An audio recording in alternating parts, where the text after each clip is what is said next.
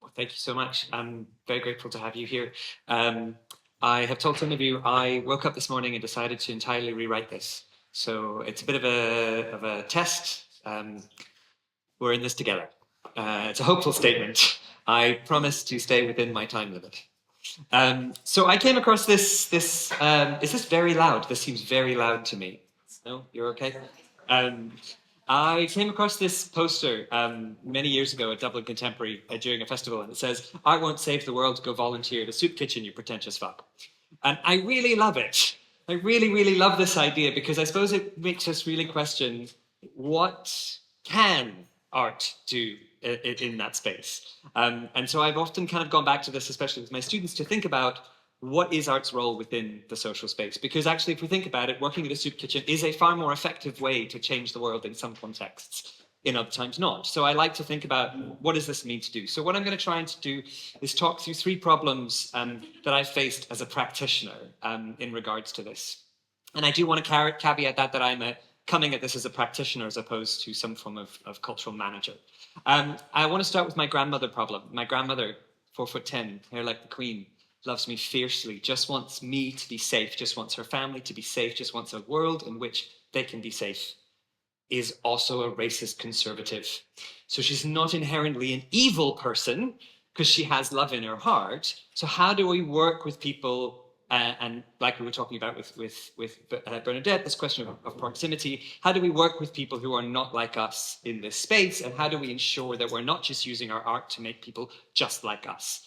How do we ensure that we're not using the world to build specific utopias as opposed to maybe pluralistic utopias? So I kind of keep my grandmother in mind in your head.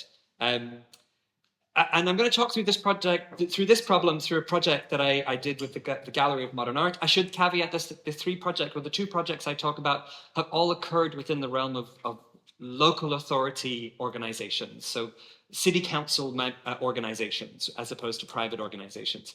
And this was one at the Gallery of Modern Art in Glasgow, where it was called Atelier Public. It was built on this previous Atelier Public project where anyone could come into the museum, but there was no art object. There was just art materials. And so anyone who came in made the work. So all the work that was made by the visitors. So as you came, you made a piece of work, you stuck it up, you left, you moved on. And the curator who designed this commissioned a series of artists to intervene onto the process. So someone said, great, well, the only materials you have are art materials. Let's put a piano in the corner. That's also a creative work. Let's put on a stage.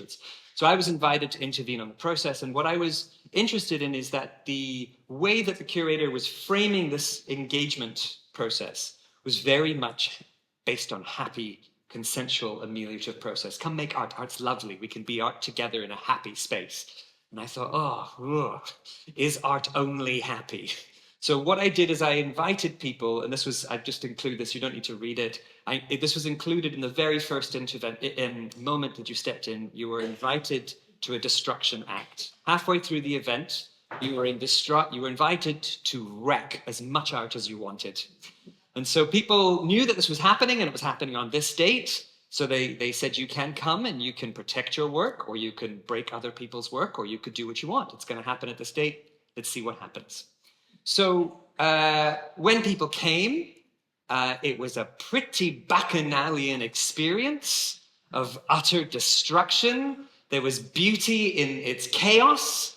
And there were some really interesting things that were coming out of the whole entire process. Now, what was really lovely, and obviously I'm racing through this process, I'm not talking about the sort of build-up through it, but three things I think were really important about this process is that once we'd set it up and it was going out there, it was in the public realm, and it came to that day, some people came to protect their work. So there was this challenge to the participants or the spectators that if you make something, you need to value it. You can't just make something and let it go. You have an obligation. So this is not just a one-off thing. So this challenge to come and protect their role was their active role in this public museum. They have an active role. They're not a passive role. So they came. Some people came to protect. Because I made it public, I said, just come and wreck everything.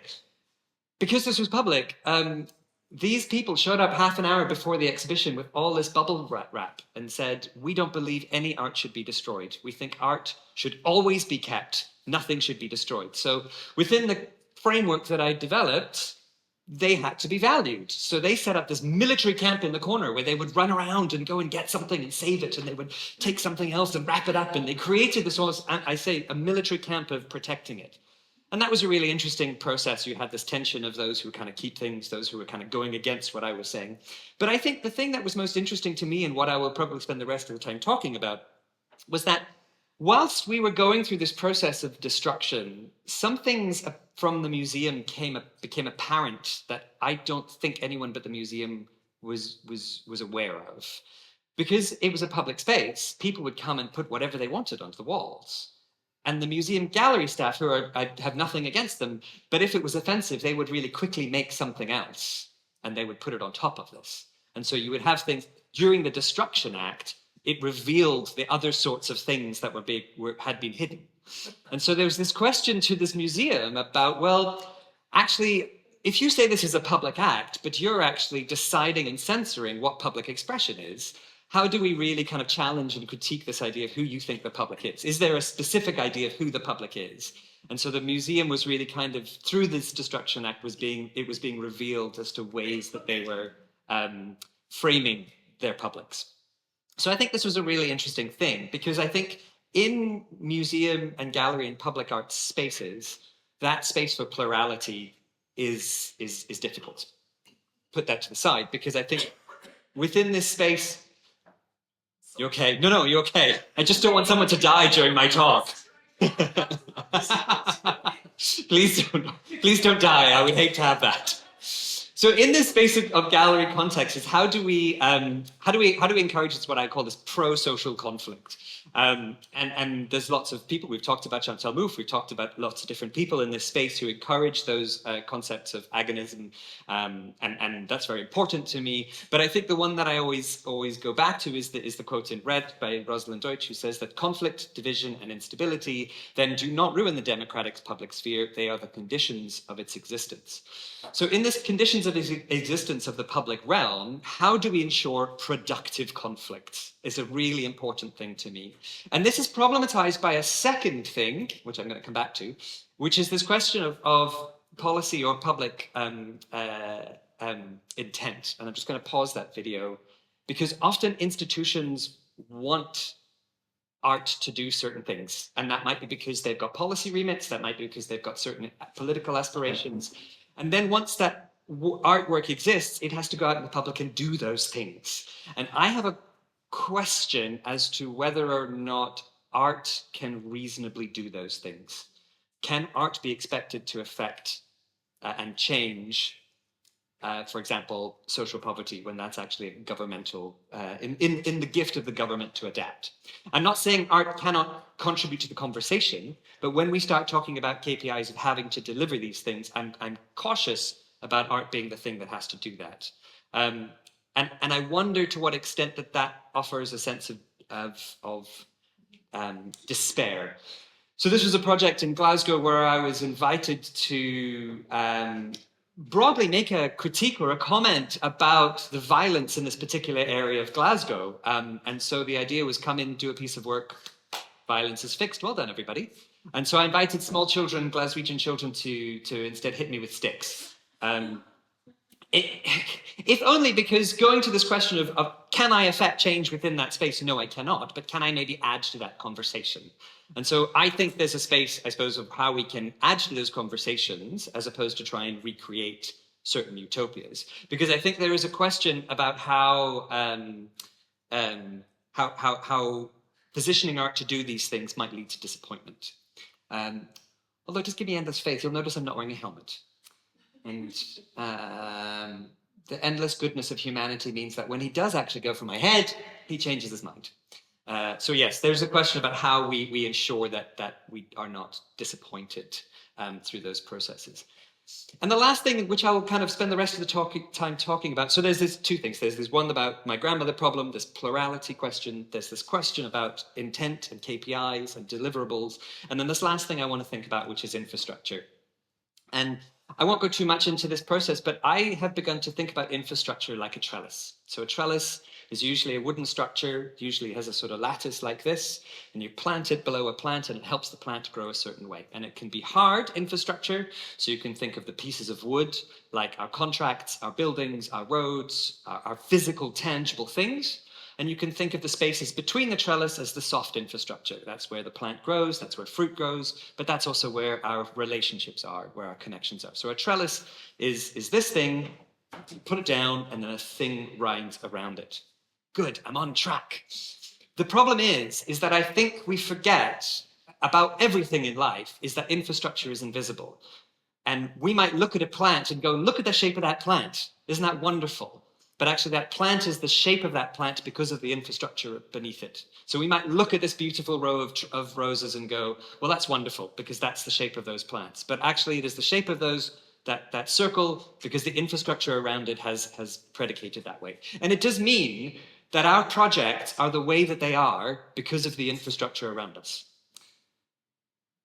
I'm going to pause for that because that's the kind of mic drop moment which I'm hoping for. And I'm going to explore it through a project I did with the museum, Perth Museum and Art Gallery, which was called Kill Your Darlings. But before I talk about that, I want to talk about this picture. 2 minutes to talk about this picture. Everyone's seen this picture before? Very famous picture. Hairpiece, bedpiece, John Lennon, Yoko Ono, stay in bed, tune in, turn on, drop out. Change the system. Beautiful piece of work.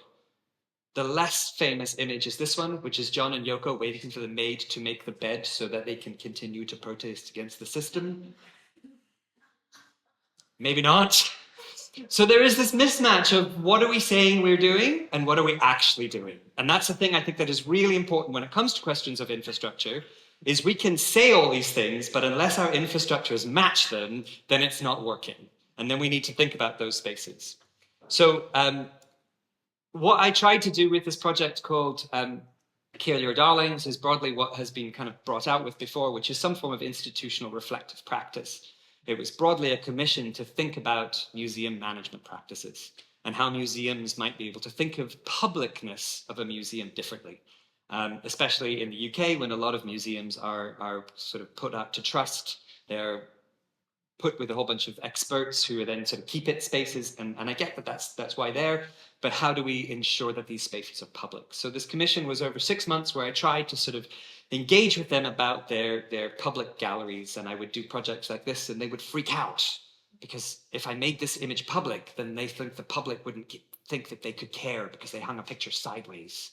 And I was having this idea with the museum about, how could we try this differently? Maybe we could get the public to come in and, touch all the pieces in the collection. And a guy in one of the collections departments in the meeting slammed his hands down and stood up and pointed at me and said, "You're not getting your hands on my collection."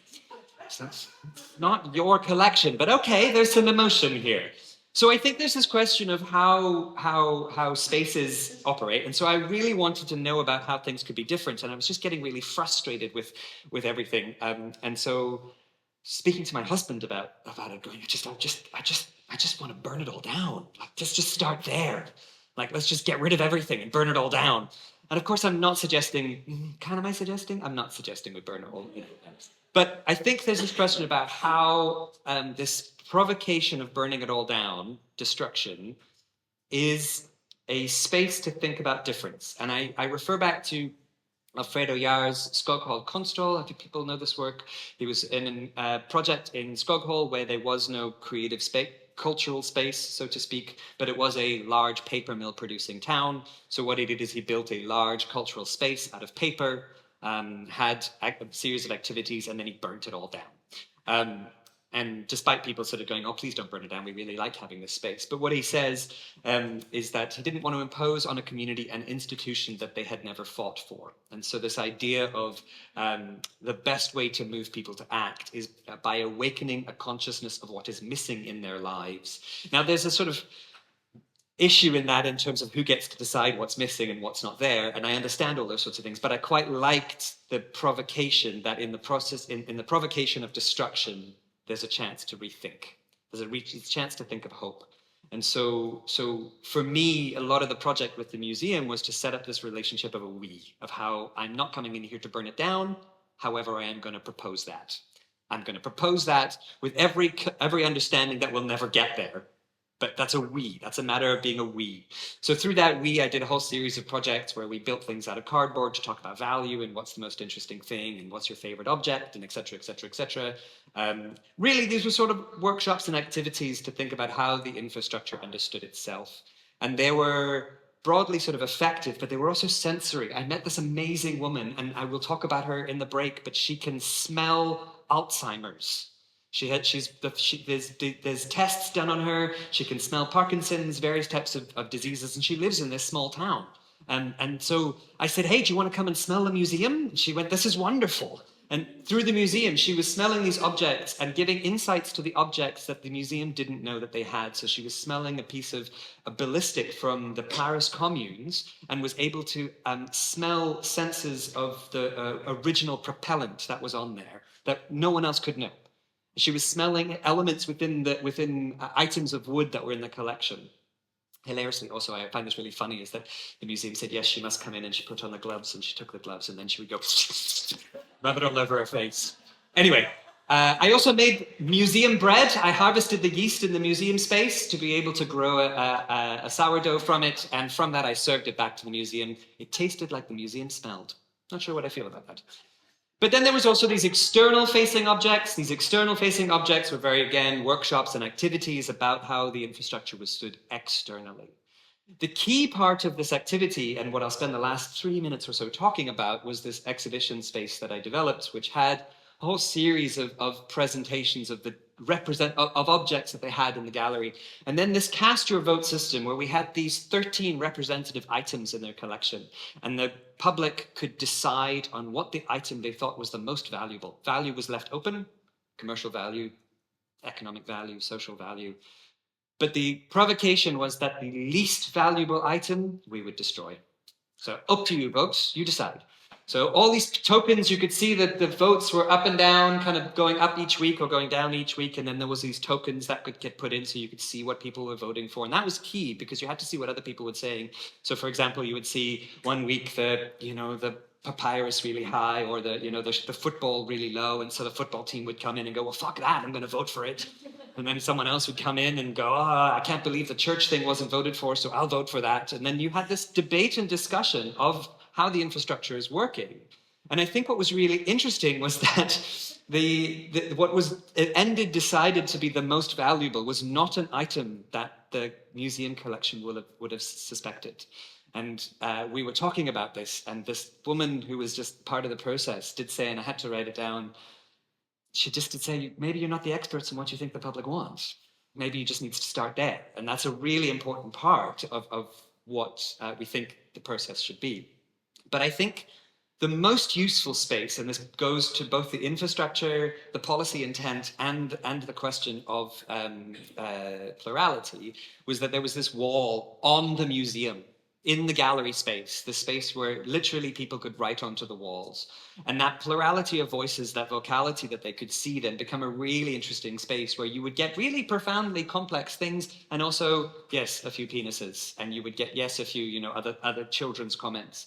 But there is this question, I think, that the public already are willing to engage with difficult subjects. They get there because the public is plural. They'll go through those spaces, but only when they're able to influence that infrastructure. They must be able to literally intervene onto that infrastructure for them to feel like they have agency. Because if they can't intervene on that infrastructure, we're just repeating that same thing. The trellis is still there, the plant is still growing, yeah, it's fine, but actually they're not changing the infrastructure, then nothing's changing.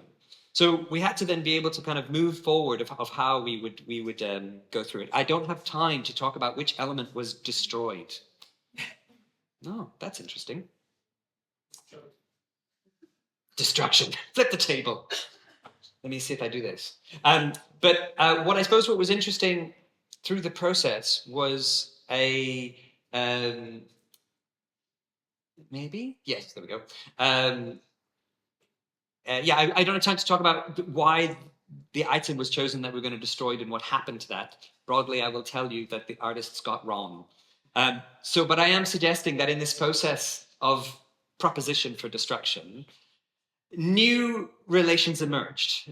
The challenge and the threat to the infrastructure, I think, was the idea that allowed different ways to think about what it was. So whilst I am sort of suggesting to disrupt and destabilize and just destroy it all and propose to burn everything down, I'm also kind of doing so knowing that these are scary and problematic contexts, but I think it's really useful to think about that. And I just want to end with what Claire Doherty suggests, is that in these spaces which are ephemeral, there are I suppose, spaces of catalyzation. And she says, fleeting moments might be more valuable than the permanent, and that through acts of destruction, public art can become a catalyst for societal change. Done.